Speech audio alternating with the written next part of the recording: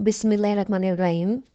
আমাদের ফ্যাক্টরিতে ২ দিন আগে ফ্যাক্টরি এক কর্মচারী ভাই গুরুতর অসুস্থ হয়ে পড়ে এবং ফ্যাক্টরির পাশে মসজিদ বানানোর পারপাসে ২টা ধান বক্স বানিয়ে ফ্যাক্টরি কেটে রাখে। সবাই কিছু টাকা দিয়েছে, কম বেশি যে যা পারছে।